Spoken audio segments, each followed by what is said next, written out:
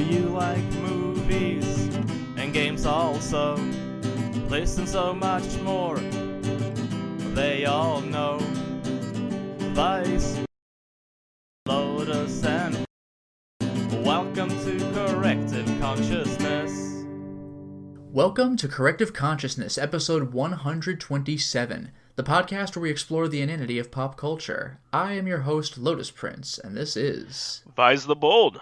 And in a surprise move, even though I am sick, so is Old Man Stompy and could not continue for the so not only did I usurp the throne, I'm also taking out our cast members one by one.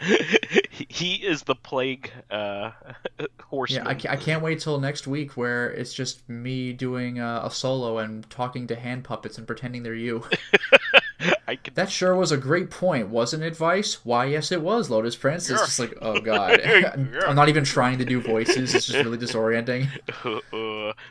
Like, do it, hand puppets to an audio-only show, and not trying different voices. Yeah, I'm just going to describe in great detail what they look like so you can get an image in your head, and then I'm never going to describe them again. So if you didn't hear that one episode, it'll be really confusing. Don't worry, I'm perfectly normal and well-adjusted. Anyway, in this Corrective Consciousness episode, we're going to go ahead and discuss side missions, or side quests, optional missions, whatever you want to call them, but what we have found to be, based on our standards, best and worst we've encountered. So, Vice, would you care to open up this conversation, or would you like me to give one? I'll start off by saying I think this is one of the the gaming poster childs of this, which would be in Majora's Mask, the Anju and Kafi side quest. This would be for the fox mask. I believe that's what it is. Yeah, what was it called? It was like a kitsune looking mask. Oh, no. It was for the lover's mask. Yes. So you could get. Well, actually, no. You kind of had to do that quest in different ways. Keaton I think. Mask. I'm sorry. And then you get the couple's mask in the end. Excuse me, the couple's mask, and it took. This was a quest that took all 3 days of Majora's Mask to do, and you had to be ready at particular locations each day. It was very easy to mess it up. I would actually go as far as to say that this is the culmination of the game, rather than the boss battle, because the boss battle's a boss battle, but this is a culmination of the mechanics of Majora's Mask and how you need to do things at certain times and know exactly where to be at a certain time. This mission is very easy to mess up. Even if you know what you're doing, you can fail it in the last little bit. Yeah, because you have to do this sort of puzzle dungeon thing for the last thing you have to do to bring the couple together in the same physical space. Yeah, and it takes all 3 days to complete, and it ends very close to the end of the third day. Yeah, you are not doing anything in the real story if you've been doing that couple's side quest. So in a way, it is the best and worst side quest of the game because it's a pain in the ass, but it's very fulfilling. Like you said, it's representative of the game as a whole. One thing that makes it like an extra insult to injury, though, if you're taking the worst aspect of it into consideration, is that you do that entire thing and you get the lover's mask or the couple's mask, and number one, all that's good for is getting a heart piece. So, yeah. That's it. But number two, you have to do that whole quest again because I think you could get a bottle out of it as well. Yeah, so I mean, the real reason to do it is to get all the masks so you can become Majora, or you could become the fierce deity. The fierce deity. I'm sorry, while fighting Majora. That's the real reward. Yeah, it's just one step on the way to 100% completion. Yeah, but the couple's mask itself is like whatever. Yeah, and it makes the final boss a cakewalk. So yeah, I've beaten the final boss for real the first time I ever played the game, and it's legitimately difficult. Yeah, but with the fierce deity mask, it is a joke. Yeah, you don't just need to try at all. So yeah, I mean, in its original form, it is a lot more annoying. I will say that in the 3DS remake of Majora's Mm-hmm. Mask, they actually improved it, so it is not as annoying. So Okay. Okay. I will still say that it is the best and worst, but it Yeah, that really is a good culmination because there are definitely arguments for why it's the best and also why it's the worst. Because like actually playing the game to get it kind of sucks, but like you really appreciate what it stands for. exactly. So I definitely recommend playing it, but you will also like want to throw your system against the wall while you're doing it. Yeah, and again, like do it again if you want that Romani milk.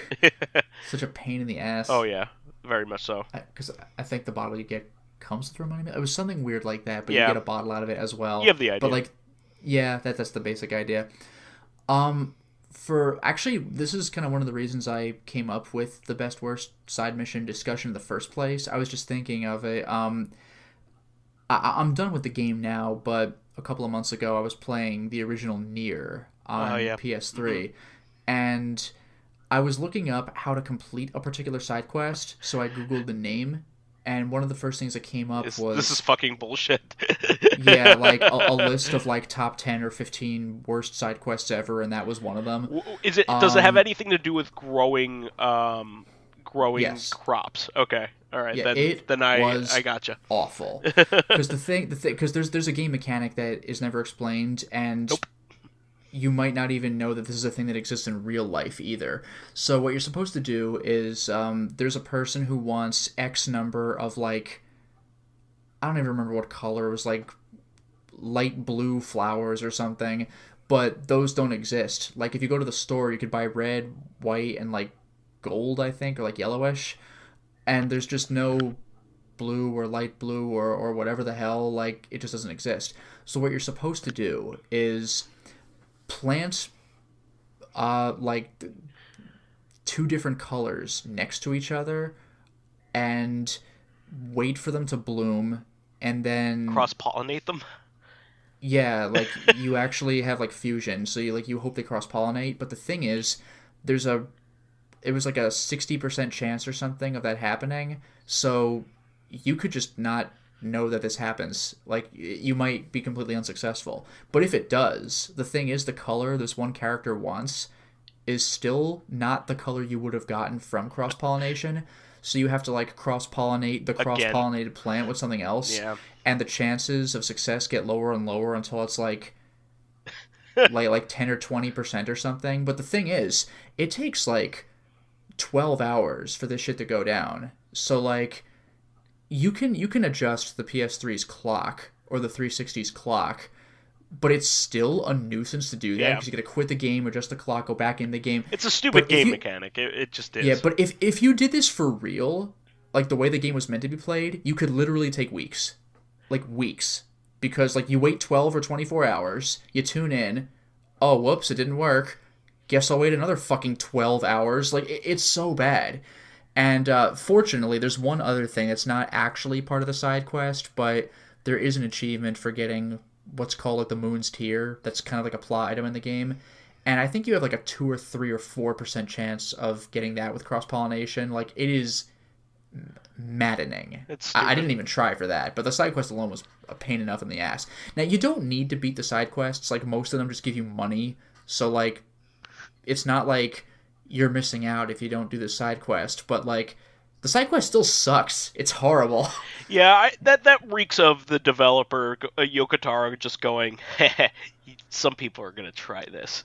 That's the thing. This isn't even like bad game design. Like Yoko Taro's freaking weird, and this No, does seem like the kind of thing you he would just do do to it fuck to with be you. annoying. You know what it reminds me of is No More Heroes, the Yes. original. Like everybody hated that one Scorpion collection side quest because if you step on the scorpion wrong, it stings you and you have to run to like a healing station, but there's like only a couple, and it's a pretty long distance to get back to them, and you're on a time Yeah, limit, time and that limit. mission sucks. And then when No More Heroes 2 came out, like all the mini games were revamped. They were all like 8-bit or 16-bit, and 2D and very Except- retro.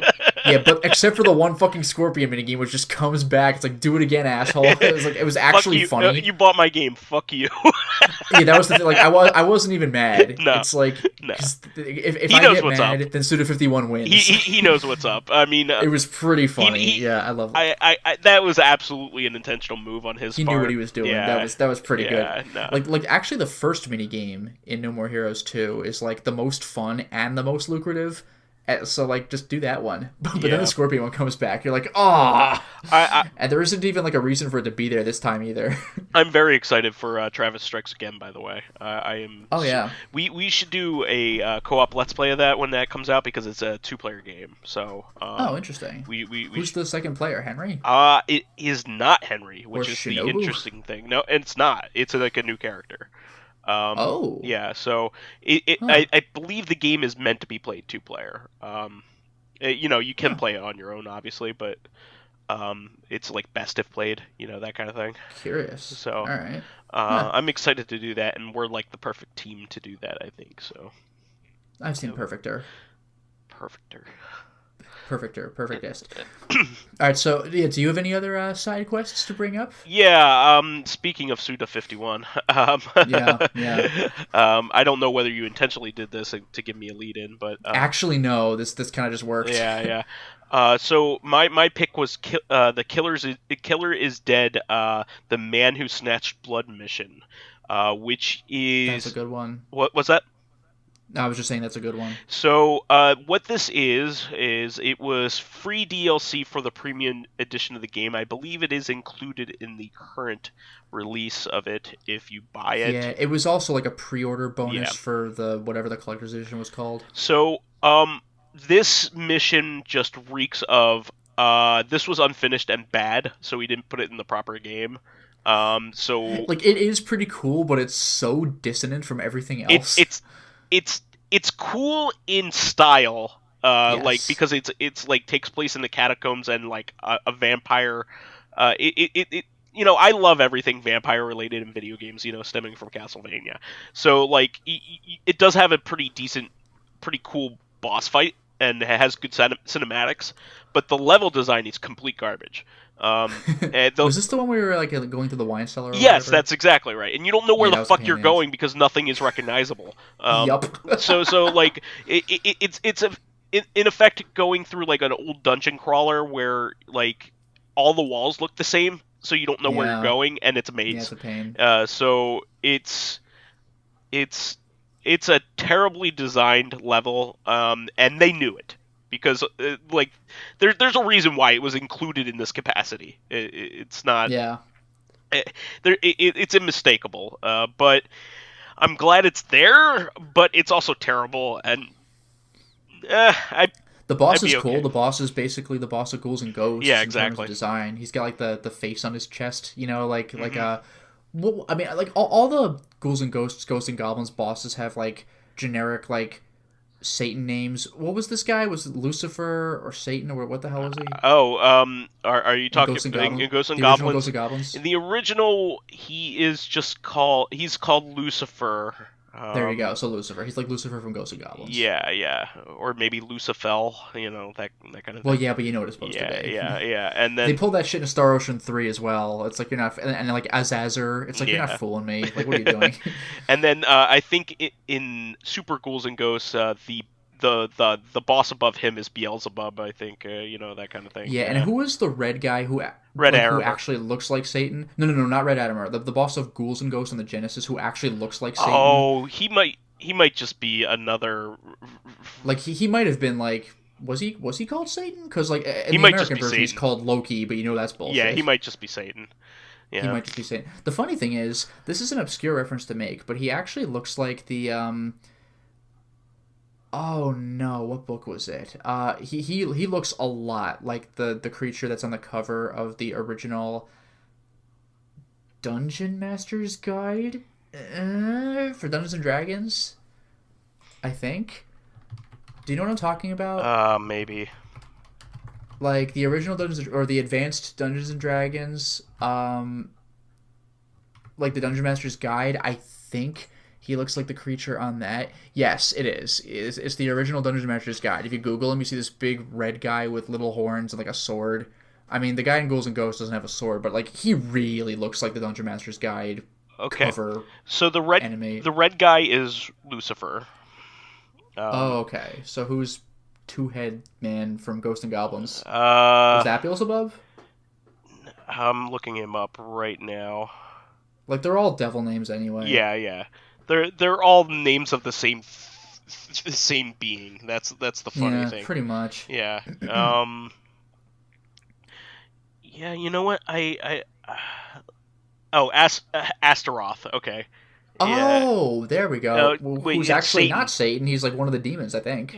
No, Satan is the bat character that kidnaps the princess in the cutscene in the beginning. Oh, geez. And Astaroth is the two-headed guy that you're talking about. Okay, so the killer is dead guy looks like Astaroth then. Yeah. There we go. But see, the reason why I was so confused is because like in all the localizations of all the Nintendo ones, of course they had different names. Yeah, it doesn't appear like this. So yeah, again, the red guy, the final boss of Ghouls and Ghosts is called Loki. Like, no. Like, don't even try that. Yeah, no. Now, actually, regarding side missions, this one's kind of cheating. Oh, Samael is the boss of Ghouls and Ghosts? Of Super Ghouls and Ghosts. Yeah. Oh, the Ice King guy? He's the final boss, yeah. Okay. But yeah, regarding side missions that I really like, the Yakuza series in general, I really like their side missions because the side missions themselves have like canon. Like if you play Yakuza 3, there will be a side mission in there where it'll be like, hey, remember me from the side mission I assume you played in Yakuza 2? So there's actual continuity with Yakuza side missions. That's great. Which I love find that. Really cool. I love that. Yeah, like which is by the way another reason that it was so bad that Yakuza 3 was so heavily censored. Because in Yakuza 4, this comedy duo shows up. They're like, remember us? And I'm like, no. So I really hope that the full version of Yakuza 3 makes it stateside. That'd be fantastic. It will. But yeah, there's actual continuity with side missions in Yakuza. Not only that, but some of the side stories in Yakuza really are like entire games in themselves. Like in the original Yakuza 2, you worked as like a host in a host club, not a hostess club. Like you were like a host trainee. There was a different one where you like ran a hostess club where you were doing basic managerial skills and like in like leveling up like the actual building by like choosing furniture for it and stuff like that. That's never come back in another Yakuza game, even though that was really cool. That's like Baseball Stars for the NES, the SNK game. Do you remember this? You could manage like the entire stadium and franchise. Oh, that's fantastic. Yeah. But yeah, in other Yakuza games, you're running hostess clubs and you're like leveling up the hostesses themselves.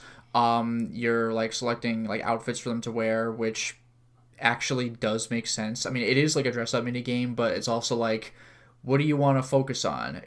Cuteness, elegance, humor, because like different customers have different tastes. So like different stats are required when people come in. It's pretty interesting actually. There's like there are some sub stories that are like they go across the entire game. Like you'll finish them a little before you finish the actual game story. Yakuza has been doing that for a while in a bunch of its games, so it's really cool to see like missions just play out across entire games. And of course, you fight Amon when you've completed most of the game. Usually it involves completing every single sub-story. In original Yakuza 2, the requirements were bullshit, but I've talked about that a bunch of times. You have to do every sub-story, like, and all sorts of different side stuff that you didn't even think you'd have to do, but you do. But yeah, I just like Yakuza side stories in general, because I haven't really seen this happen in other video games, where the side stories have continuity from previous games. Like, obviously, you're never going to get that in the first entry of a series, but, like, I don't know, the closest I can think of... I can think of it. Ninja Gaiden. I'm assuming you mean, like, the new ones? No, I'm making fun of the name of the series. Gaiden means side story, so every game takes place after they're all itself. side stories. No, I was gonna say for real, the closest thing I can think of is kind of Shenmue, and this isn't side stories having continuity, but more you can keep the moves you've learned from side events in Shenmue 1, like in Shenmue 2. So that sort of counts. It's more like the side stories have impact across the series rather than just in their own little universe. Again, in Yakuza, the side quests only have impact in their own universe, but if you play the next game, then you'll see where the side quest goes. There was like a whole arc in Yakuza Kiwami 1, or no, in Yakuza 0, where you're doing these slot car racers, and there's this one guy who like runs the building where it's at, and he has his own arc, and then he comes back in Yakuza 1 Kiwami, which is kind of funny because he wasn't in original Yakuza 1. He was like invented for Yakuza 0. So he shows up in Kiwami. He's like, hey, remember me from like 20 years ago? And you're like, oh shit. Like, it's just really amusing to see stuff like that.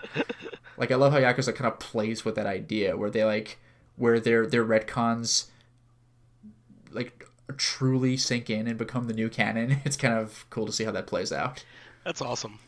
Yeah. So, I want to pick out another one that I think is Yeah. actually very iconic, and I'm going back to a series, of course, that I talked about before, but this is actually kind of in the same vein.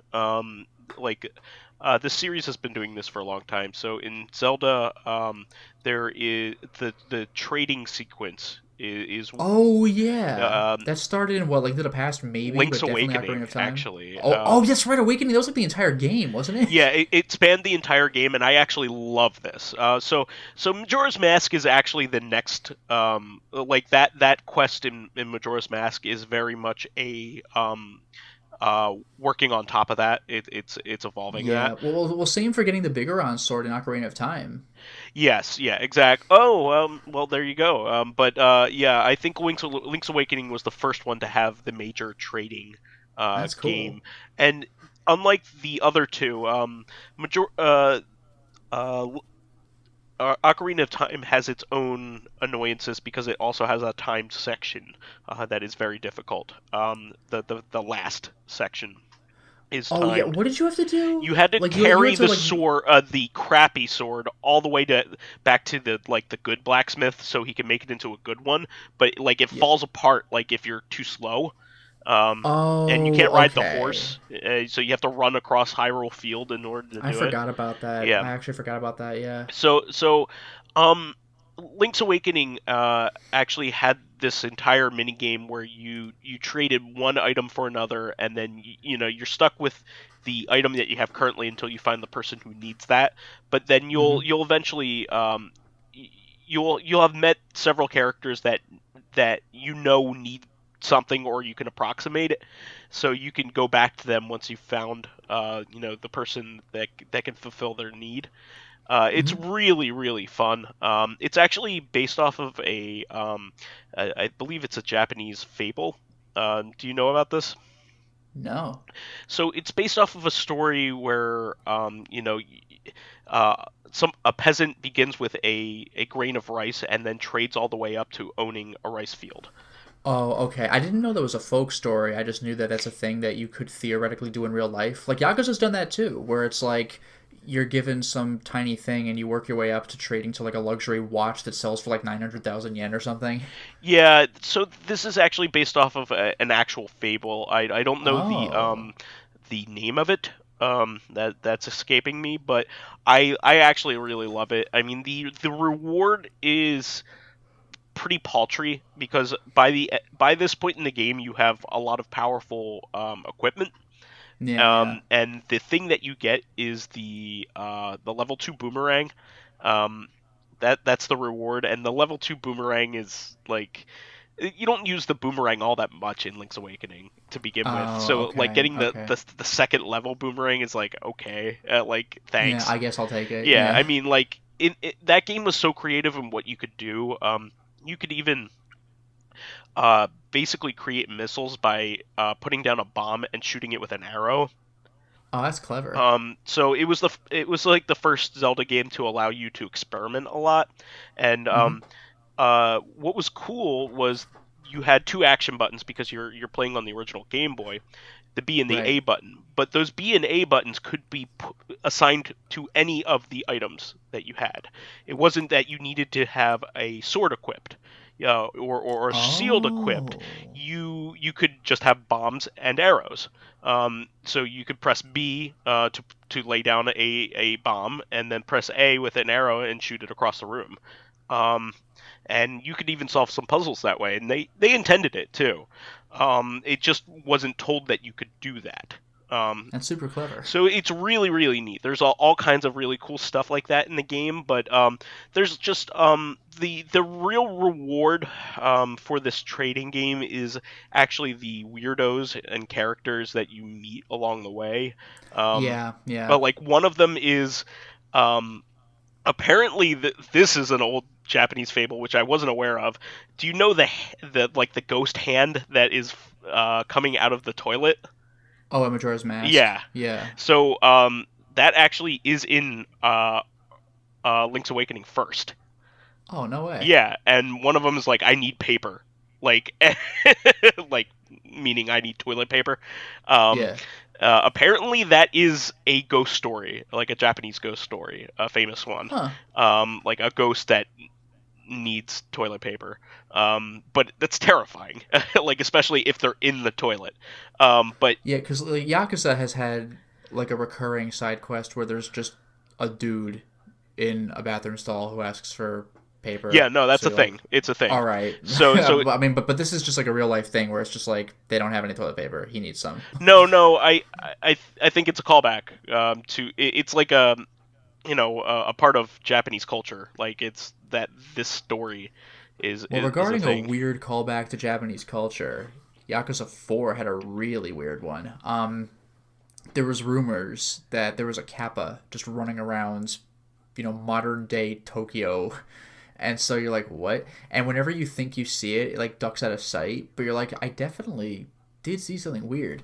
And when you finally like resolve the side quest, it's like a guy dressed as a kappa is just being weird. And you're like, well, that takes care of that. But then you see like just for a second peering out of like a manhole is like an actual kappa. And it's one of those like wink at the camera kind of things. And he goes away and the side quest is over. But it's like, so kappas exist like for real in Yakuza. That's confirmed. That's like what the fuck? The Bigfoot in the Grand Theft Auto series. Did you hear about this? Yeah, it's a dude in a suit. Yeah, like in GTA 5, you actually find the guy in the suit. Like you find his lair and everything. It's kind of funny, but but yeah, go ahead. I wanted to finish up the payoff for the hand in the toilet. You give him a letter that somebody wrote as toilet paper, and he goes, "Oh, thank you." Like gives you something Great. else, but it's just like somebody wrote this and you gave it to him. Yeah, too bad. I think that's like actually a callback to Dancing with Wolves, because there's like a sequence like that that's very heartbreaking. Like the main character's like writing his experiences in a journal. And it's Kevin Costner's character, his experiences with the native tribe, all of his life's experiences and like his growth is written down in this diary, and then somebody who's illiterate finds it and then uses it as toilet paper in a field. Sucks. Like they have no concept for what they're doing and how heartbreaking it is. But anyway. No, just by the way, there was one other side quest from Yakuza that was, I think it was from 2, that was really bizarre. This one guy just like bumps into you and he's like, "Oh, sorry, buddy," and he walks away. And this has happened a bunch of times in Yakuza where you get like pickpocketed, but no, this time the guy dropped something, and it's like a VHS tape, because like is it the 80s? Is it Yakuza 0?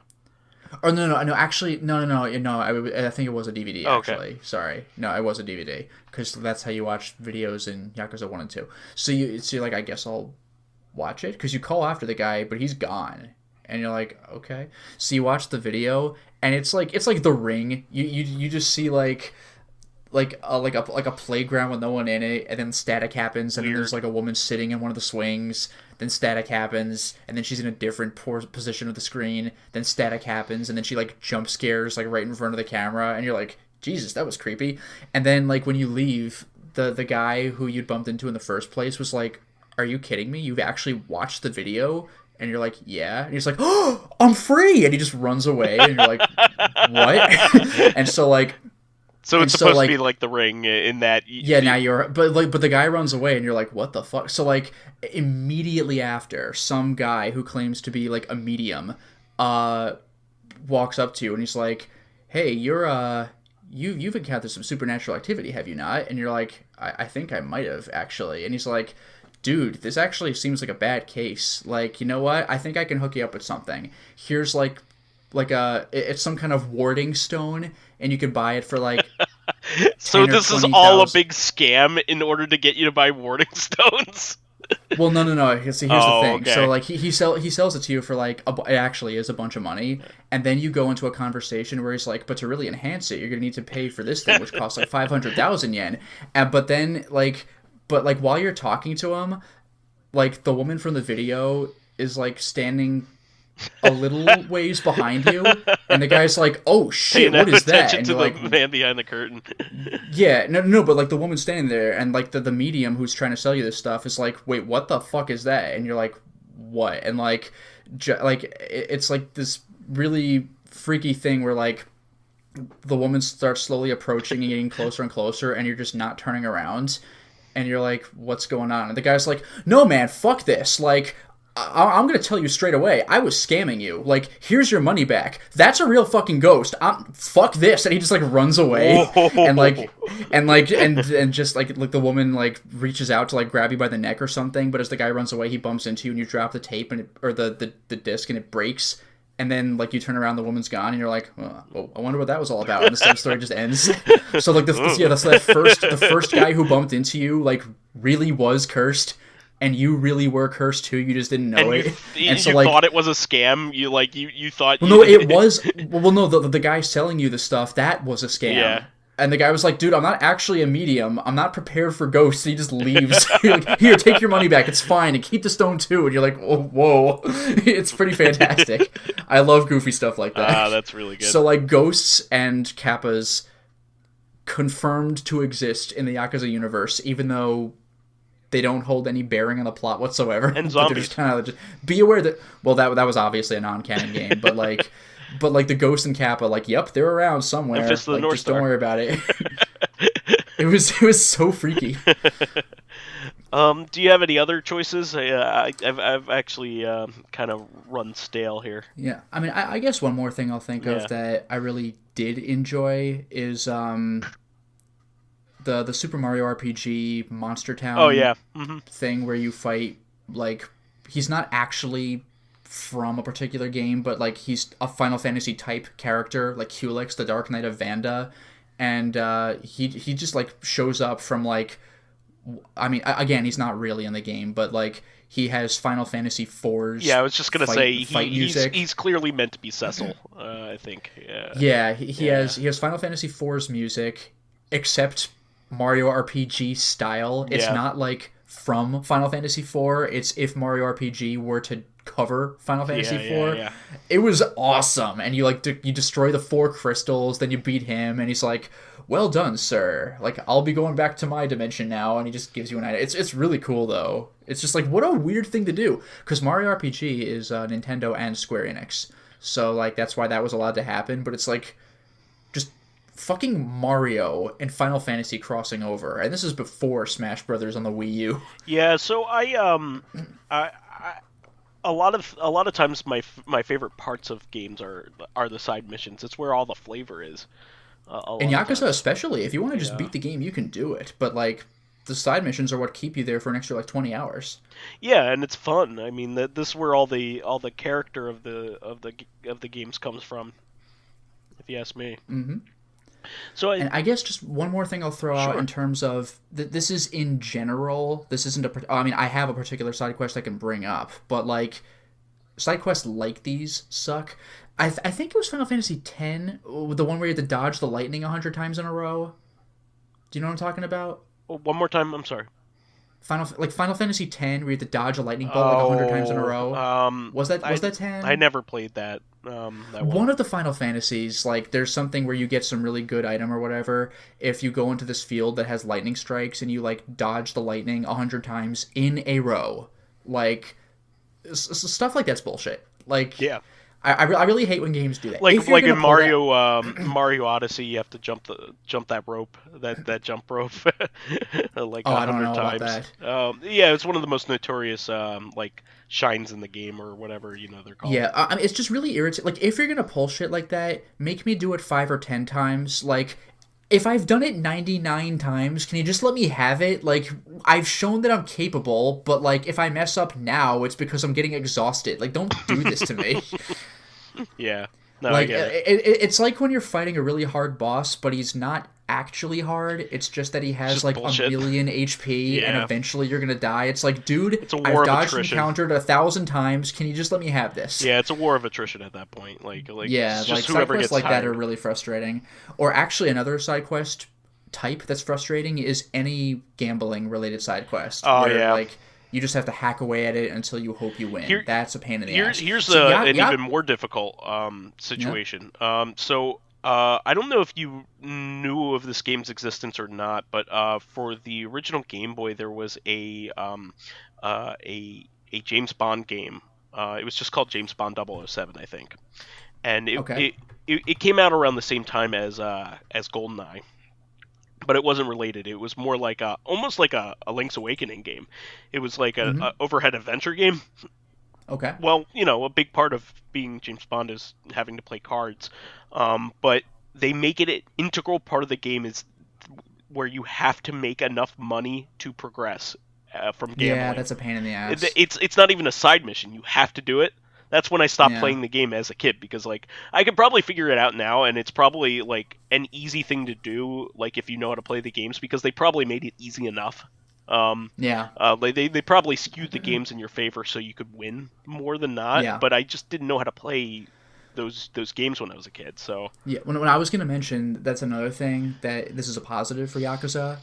It's gambling stuff I don't think is ever story related, maybe sometimes sub-story related, but they give you the rules for the games, and also, especially in some of the later games, you could find, like, just in the world, if you explore, like, cheat items that are, like, one use, like, guarantee the roulette wheel will hit black, or stuff wow. like that.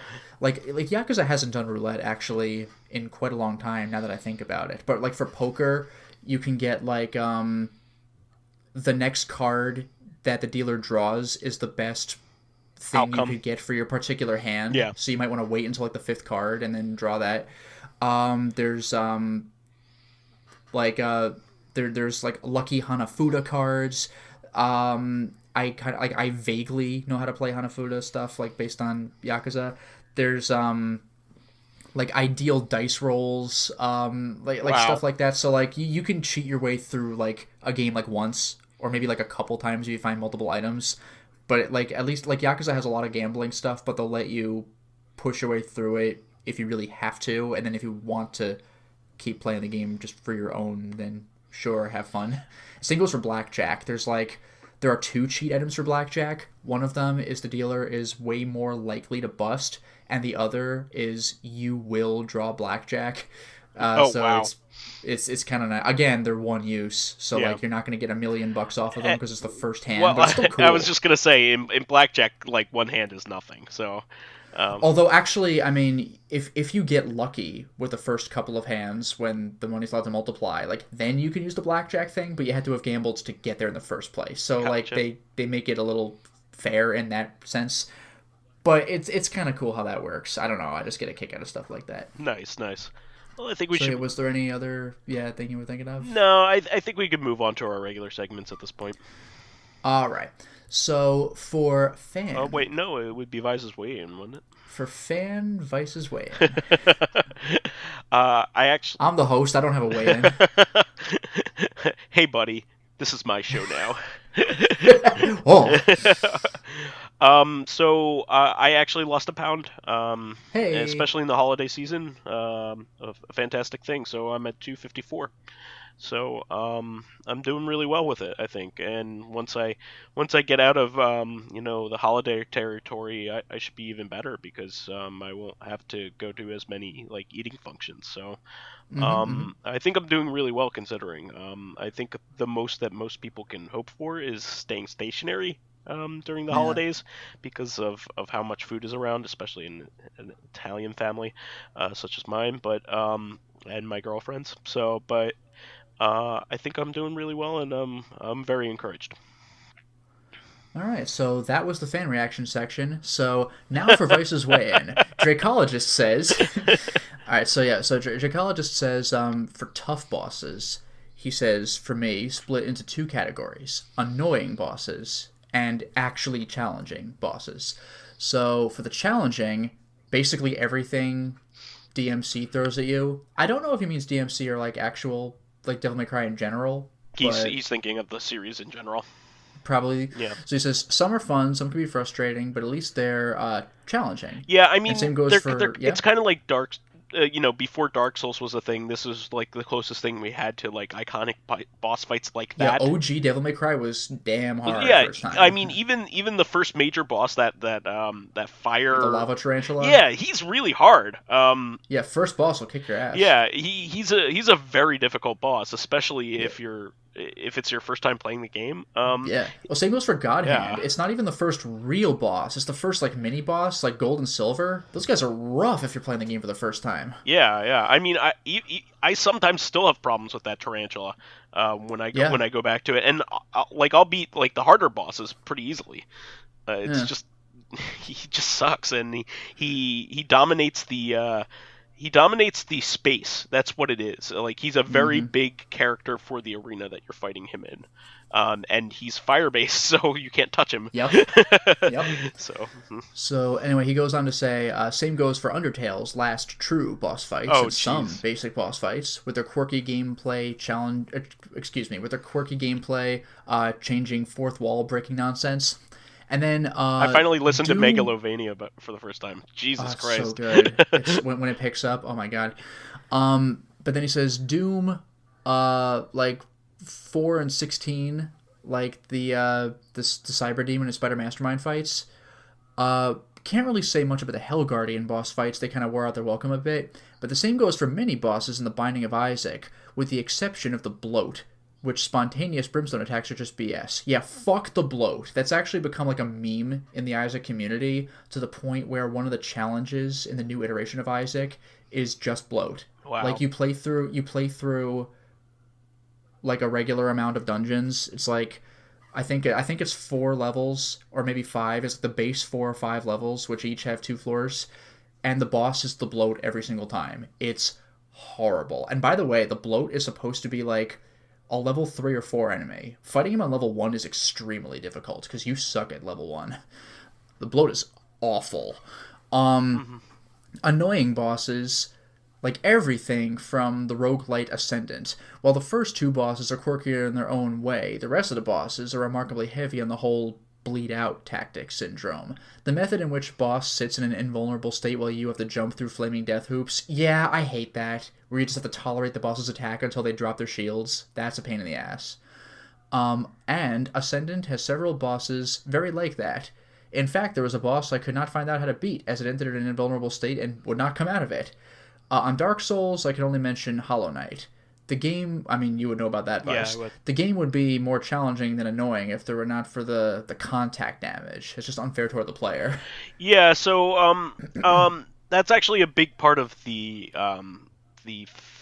way that the systems work in the game. So I mean, the contact damage, unfortunately, is ingrained in how that game plays.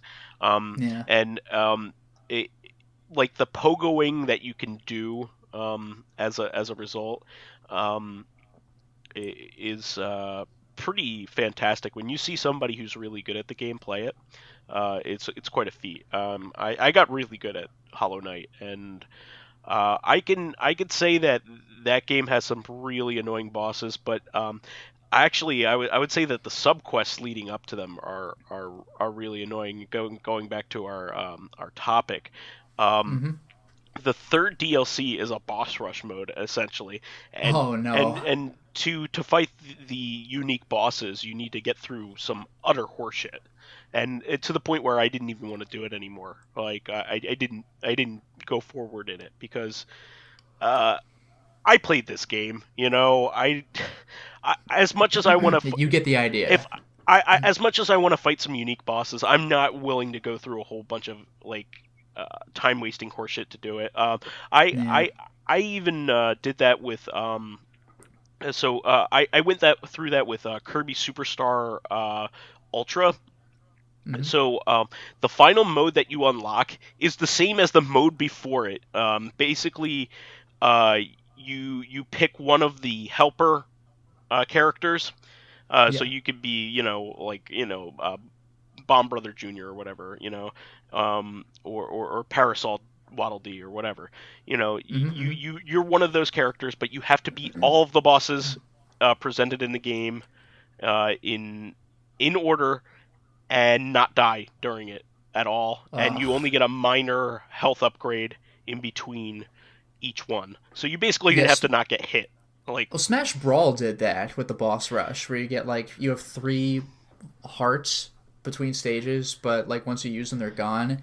And the hard difficulty of that boss rush was insanely hard, where you have to get the taboo at the end. Yeah, it just kicks your ass. So there's a unique boss at the end of this mode, and of course you don't know his pattern. So you got all the way to this point, and he just kicks your ass because he's hard as hell. And I just got sick of it, so I'm done. Well, that's what a with speedrunner of one of the Contra games on maybe it was PS1 was saying, to get the super duper secret. Oh, from I the told boss, you about that. Have to it was Neo Contra. It wasn't Neo Contra. It was Super Soldier. Yeah, on, you have to break all the parts off of every boss and not die. And when you finally get to the super duper unique boss, he may not be as hard as some of the older bosses, but you don't know anything about him. Yeah, so it's good luck. That's Shattered Soldier on PS2. Fuck that. Oh, PS2, excuse me. Yeah. Alright, so anyway, for additional comments, Bushido RX says, the final boss in Vanquish. One of the bosses that haunts me to this day because I legit turned off the game and never played it again. Final boss in Vanquish was... I was able to beat it, but it was not easy. It was basically just 2 really intelligent enemies. It was the final boss, that Russian guy in the beginning of the game is piloting a power suit, but there are 2 identical power suits. Oh, wow. So it's which one is he in? It's oh no. And you're supposed to beat both of them anyway, but it's damn, this guy's good. I got another one. Shredder from TMNT 2. The arcade game? Yeah, so if you're playing the NES version, it particularly sucks because you only have a limited amount of lives and continues. Yeah. Shredder has a move that automatically kills you. You could. He has that in he has that throughout. He has that in I think Hyperstone Heist, and he has it in Turtles in Time. Yeah. Where turns into a baby. Yeah, it turns you into an actual turtle. It demute. Yeah, you just die. That's just a life. Yeah. Yeah. That sucked. Yeah, and finally, Le Meow says, most of the time, I'm the only reason why a boss is challenging. In Dark Souls, I'm always playing a Dex build, focusing on DPS, damage per second, and I refuse to use a shield or heavy armor, so my only defensive solution is to roll and dodge. Most bosses can one-shot me, but that's the way I like to play the game. Needless to say, I spent an eternity to beat the Fume Knight. Yeah, fuck that! Fuck that! Wait, which one's the Fume Knight? Well, you wouldn't he's in Dark Souls 2. Oh, okay. I was I don't remember that. Okay. No, fuck that guy. He's a DLC boss in Dark Souls 2, and his thing is his weapon has dark damage and later on fire damage. So even if you did choose to block, he deals a lot of chip later on, a lot.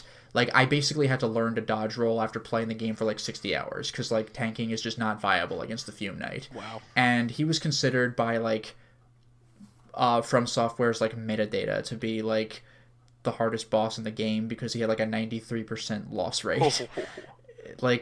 Can confirm, I died a bunch of times. He's fucking hard, dude. So again, it says, needless to say, I spent an eternity to beat the Fume Knight. Even his weakest attack could kill me. The same thing goes in the Etrian Odyssey series. I always go for debuff, ailments, and DPS. It's effective against a single enemy, like most bosses in the game, but I hit a wall when the final boss can spawn units around him that act independently. For some games in the series, I had to start and retrain a completely different team for the sole purpose of beating the final boss. So oh my God. yeah, I'm a big fan of these games, and I actually stopped playing. Well, I should say I'm a big fan of the first game because I beat it. But when I got to the second game, I basically got to an enemy type that decimated my entire party because I had nobody who could effectively deal damage to him, and he wasn't particularly strong, but he was immune to everything but slash attacks or something like that, or piercing attacks, and I had only slash attacks for physical damage. So that's rough, man. So the game is trying to teach you that you should have every like backup units. Like you should be training a whole squad of people that have all kinds of different abilities and be able to use them all along and then switch them out. But if you don't know that the game is getting at that, you will at several points in the game find out you have to retrain, like you have to train so bad. characters from the bottom up. And get them to where they should be, whereas kind of be your weak Pokemon that you have to swap out. You know what I mean? Yeah. So I always hated doing that too, like opening the round with a Magikarp or whatever. Switching out. Yeah, Magikarp. All right. So anyway, now we can get to the fan question. So Insane Buffoon asks, if you could be a minion for a villain, who would you most like to work for, and who would you least like to work for? Hank Scorpio would be a good person to work for. Yeah, right. Homer seemed to like it. He is a boss, like he's a proper boss. He just happens to want to take over the world. He's really nice to everybody who works for him. Yeah, I mean, like, least would be one of those really cartoonish villains who like Frieza, who just like kills off their enemy or their goons. That, like, you failed your mission, boom, and he's like, who wants to work for this guy? Yeah, why do these people work for him? well, the thing is, they work for him because he has to, because he could literally conquer a planet by himself. So like, what are you gonna do about it, bitch? Yeah. But still, that's like, why does that Vegeta's do there, that? right? It's like, come on. Vegeta's there because he's like he's submitted to him. Well, exactly. Yeah, he's subjugated like the Saiyan planet, like all of them. And you see how crazy any one Saiyan is, and Frieza just wrecked that whole planet. It's like, oh my God. Yeah, how did he even do that? And then it takes one Saiyan to kill him, which is funny. But anyway. Well, it was the legendary Super Saiyan. The legendary one. Yes. Isn't that Broly? Like 5 Super Saiyans by the... Yeah, Broly. Broly's the cooler Super Saiyan. No, Cooler's a different character. Oh, nicely done. And King Cold is quite good. Old King Cold is a very cold soul. He gets his ass kicked. Jesus. That I actually really like that, just to show you how powerful Trunks is. It's like, what about Frieza's dad? He just immediately dies. Like, oh, shit. Yeah, well, just to show you, like, rebuilt Frieza with extra powers and, like, extra robot parts. He's even worse, than he was before. And then he just cuts them all up and then burns him. He's just like, you're not coming back. Fuck you. Yep. I love that. It was pretty magical. I love that. That was like, as a teenager watching that, you're like, whoa, this guy. What the fuck just happened? Because like there was literal years leading up to Frieza's fight, and also like a whole localization company change because like Pioneer stopped in the middle of the Frieza saga, like leading up to the Super Saiyan fight, so we had to wait for Funimation to take over. God damn. So yeah, like I was literally waiting for years for that fight to happen and buying them on VHSs, and then like the next saga, like he just gets obliterated very easily. Yep. That's so funny. I do love seeing such disparities in power among villains. Like, One Piece does this a lot. Every time they beat a final boss of their respective arc, the next arc's boss is like, oh man, they wouldn't have stood a chance against this guy at that point. Like, every single time. They've been doing it for, like, since I was in middle school. One Piece has been going on for a very long time. And they do it every fucking arc, and it still works. Like, every time you're still like, damn, this person's really powerful. Like, every single time. It's great. I guess another pick would be Big Boss from the Metal Gear series. So in particular, this is a tough one to pick whether it's really good or really bad to work for him. Yeah, like I was gonna say, is it good to work under anyone in Metal Gear Solid? I Well, mean, like some like I mean, you range from having a regular job to like being a subordinate of like some freak. okay, so let me explain. So Big Boss is Snake's father, I guess you could say. Yeah, He is the main character of Metal Gear Solid 5 and Peace Walker and and three. 3.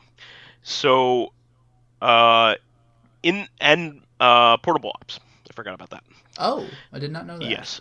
So he by the time Portable Ops starts, he's trying to build up his country of like military people. So they could be independent of countries and just be mercenaries. That is the goal. Is for him to create a land in which the military is not exploited, but doing business on their own terms. And the thing is, all of his militia love him, like love him. Oh, that is true. Even in Peace Walker. Well, yeah. You get the idea, but in Metal Gear Solid 5, you get even more of a sense of it because that's the sequel to that. Yeah. And they love him, but in order to get that way, you needed to kidnap them and brainwash the hell out of them.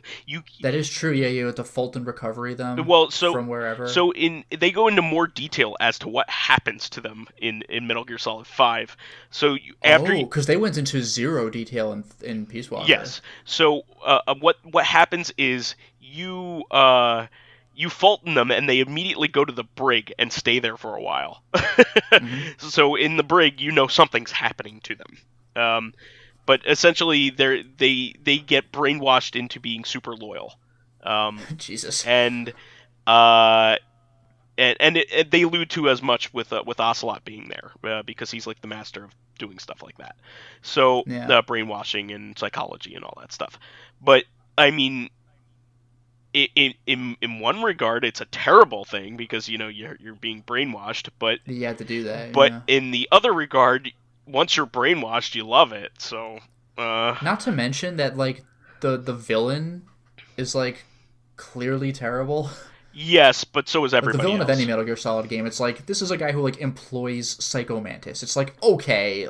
Yeah, I mean, in the end, if you've played the whole series, the only person that seems to be any good at all, well, there are two characters that are probably good, and it's Solid Snake, and I guess you could say Hal is a good guy. There's not much bad that he's done, but not that I'm aware of. But also Jack from Metal Gear Solid 2, Raiden. So that is true, but I would say Jack more became good because pre Metal Gear Solid 2, like whoa. But Solid Snake's position is basically he's trying to do good and gets manipulated to do bad constantly. He's manipulated constantly, but he's always trying to do the best thing. In that regard, you could say he's a good guy, but probably the best thing for him to do is to not do anything.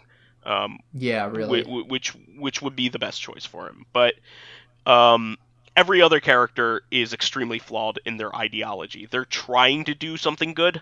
A lot of the bosses are not completely evil. They're just people that have an ideal and are trying to accomplish it, and it might be super flawed.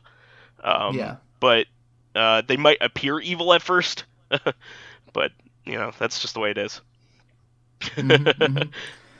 I'm still trying to think of like a video game villain that I would not mind working for.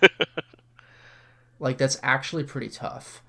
Like, I don't know, maybe some of like this almost doesn't count. Like, I mean, maybe like just goons in first person games, because like, I mean, they get butchered by the hero, but I mean, as far as working for their boss, they're just kind of patrolling a hallway or something. They might have a good 401k. It's just like a straight up a regular job. Actually, you know what would suck though is this is almost cheating because everyone's existence sucks one way or another in Dark Souls, but like working for Seath, the Scaleless, Ugh. where like everyone there You're an has been experiment. like experimented on. So like every soldier is crystal, and all those maidens of Gwyn Yeah. or Guinevere Guinevere, yeah. are like turned into horrible like Lamia creatures. It's essentially like, being in a Nazi camp. Like, he's just experimenting on everybody around him. yeah, and he will experiment on himself once he figures out how to do it. Yeah. Seath is full on mad scientist. Yeah. And it's not really quite apparent, like, once you're like, unless you're reading between the lines as to what's happening. Because like you when you fight him, he's just like a big fuck off dragon. So like you don't know what he's doing unless you're looking into all this. Yeah, if you look up, if you really pay attention to his dungeon, and if you read the lore on some of the items and spells that you get from his area, but yeah, all you are explicitly told about him without looking anything up is that he sold out his own kind to side with Gwyn. Like I think we've said this before. He was basically the Prometheus of the war between the gods and the dragons. Yeah, he's the reason that all the dragons are extinct, essentially. Yeah, or near going extinct. Yeah, or near extinct, yeah. Yeah, he was an asshole among dragons, and now he's an asshole among anyone. Yeah, I mean, seriously, if he sells out his own kind, he's going to sell out everybody else. You just know that.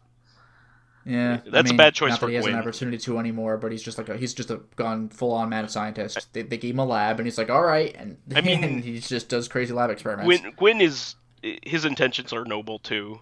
He's trying to do what he thinks is good. Not even really.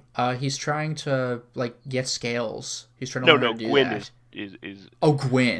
Gwyn is doing what he no, thinks Gwyn is was right. trying. Yeah, Gwyn wants to fight the darkness. Yes. Yeah, he's doing what he thinks is right, and also fighting off the dragons who are creating misery for humans. Yeah, but Gwyn still is imperfect though, Of course. because he fucking employs Seath. Yeah, exactly. You gotta know, like, well, he's not good. And same goes for Smaug. Smaug did not become one of Gwyn's Elite Four, but he was still kept around, and Smaug's fucked up. Mm-hmm. Like, Gwyn's got some shady characters working for him. Yeah, which makes me think, like, how did you cast off your, like, firstborn son if, like, you have these assholes working for you? What did he do? Well, that's the thing. Yeah, because they mention, Gwyn had 3 children, right? There's Guinevere, there's Gwyndolin, but the third son is unnamed. Like, because he was foolish. The players who look up stuff don't know his name, and even in Dark Souls' own lore, they're like, nope, he's been scrubbed from the history books. Like, what the fuck happened? So I can only think of 2 things. One, he was against Gwyn's plan to fight the darkness, and Gwyn was like, nope, I cast thee out. Or he must have done something horrible. Or he was just incompetent. But, like, to be disowned and scrubbed from history, like, dude... Like, I gotta know. Yeah, I think you learn more about him in 3 if I know. Yeah, right. I think 3 covers him in some fashion. And I think they even name him, which. I only heard he was called like the Nameless King. Oh, if he's maybe named, maybe that's his name. I don't know. I know he has an entry. So. Yeah, he's in there somewhere somehow. I'll find out, I guess. But yeah, as far as being minions for someone, it would also be scary being minions for someone who's like openly like mwahaha evil. Like I've already mentioned before, like Suikoden 2's villain Look Up Light. I don't think he treats his soldiers terribly, but like you gotta know he's terrifying. Like just anytime he does anything, you're like, ugh, like I hope he doesn't get mad at me. Like that's like your entire life. It's like Ramsay Bolton from Game of Thrones. Like nobody is safe around that guy. Like Ramsay Bolton, I'm not going to go into really who he is or what he does because everything in Game of Thrones is some kind of spoiler, just everything. But all I'll say is that, like, because I read the books, he is one of very, very few characters that actually made me, like, nervous and anxious when reading. Because, like, movies are one thing, but I don't generally get frightened when I read horror books. Usually I'm like, whoa, that is definitely scary. But I don't get, like, I don't, like, lose sleep because I've read horror. That almost never happens. I've only been spooked by a horror book, like, once or twice. But So the same thing goes with villains. I can get angry at villains, like, man, what an asshole. But it's very rare for me to, like, turn a page, see that villain's name appear, and be like, ooh, how's this gonna play out? And, like, Ramsey was one of those guys. Gotcha. He's fucking terrifying. I guess being a mook in Bowser's army isn't too bad. He's not too bad to his constituents. He seems like an alright boss. Yeah, especially in the all extremely weak. In the but, yeah. in the RPG games, he never mistreats his his goons appear to be quite loyal. Yeah. It's like there's sort of like there's like a give and take with that going on with, I keep bringing up Yakuza, but like working for Majima's terrifying, but at the same time his goons are like fiercely loyal to him, and he has lots of them. Like, he is by far the biggest family in the Tojo clan, and they love him, even though, like, in Yakuza 1, I'm pretty sure he killed that one guy with the baseball bat. But they kind of dropped that, like, cold, like, I'll fuck you up, like, vibe from Majima. They made him more goofy but dangerous in later games, and his men love him. It's so weird. Like, even in Yakuza Dead Souls, which is wildly non-canon, in Yakuza games, when you do karaoke, once you get to a certain point in the song, the background changes and you start, like, showing up, like, on an actual stage or in the street, and it, like, really embellishes what's happening. And in Majima's song, all of a sudden, he has, like, 6 goons appear on stage with him, and they're doing, like, a synchronized, choreographed act, and, like, it follows up, or it concludes with Majima, like, posing, and all of his goons doing the jazz hands. It's the funniest shit. So, like, working for Majima, like, seems like pretty much Majima's fun. Crazy, but apparently he's a good boss. Nice. Yeah. Maybe it's a brainwashing thing. Who knows? I don't know. I don't even know what to make of it. I think he's just crazy, but he gets shit done. Yeah. Like, in Yakuza 2, you see him working, like, a construction company, and he's, like, doing the morning regimen, where he's like, good morning, employees, and they're like, good morning, and he's like, I'm sorry, I didn't hear you. You want to try that one more time? You better do it right the fuck now. So everyone has this passionate, like, good morning, Majima-san, and he's like, there, see? I knew you had it in you. So why the hell didn't you do it the first time? And they're like, like, he's so, like, just yelling at a guy in a megaphone. It's so good. But yeah, like that. I guess that kind of covers people we would or would not want to work for. Sure. As far as villains are concerned. I don't know. Did you have anything else on top of that, Vice? No, nothing I'm I kinda can think tapped of. out for now, I think. We named some interesting situations for sure. Yeah. I can't believe we mentioned Dark Souls on this podcast, though. What are the odds? It never happens. I mean, considering that it is we're both playing a Dark Souls game currently. I mean, and it's taken up a lot of my time this year. Yeah, semi-recently finished Dark Souls 2. Man, that's a lot of souls, man. Yeah, I'm right about to beat 1. I'm at the final boss. So. Yeah, I'm curious as to which ending you'll get. I mean, you choose. Yeah. So I'm curious to which ending you will opt for. But anyway, that is the show for this week. We want to thank all of our fans who contributed questions. Please keep us supplied with awesome topics by submitting questions of your own on the YouTube and Soundcloud pages. While there, please give us thumbs ups, likes, and 5-star ratings on iTunes. It helps us promote and spread awareness of the show, and any bit of encouragement keeps the show going. You could also catch us on Tuesdays on our sister podcast, Reactive Consciousness, the in-depth look at this week in our lives. Finally, you could follow me on YouTube, Lotus Prince. You can hit me up on Twitter at Lotus Prince. And finally, if you're interested in seeing my videos finally. Getting in on... Also finally? This is the second finally, you said. Well, you can't have two finally. You are the Omega and the Omega. Finally. Yes. So, yeah, and so you could also, if you're interested in seeing my videos early, getting in on exclusive live streams, selecting upcoming games for me to Let's Play, currently doing Zone of the Enders Second Runner, or even getting in on a chat with me and other patrons on Discord, then perhaps consider swinging by my Patreon account, which can be found at patreon.com/LotusPrince. Finally. And finally, you can follow me You can friend me as vysethebold on Steam, PSN, Xbox Live, Twitter, Switch, and finally Battle.net.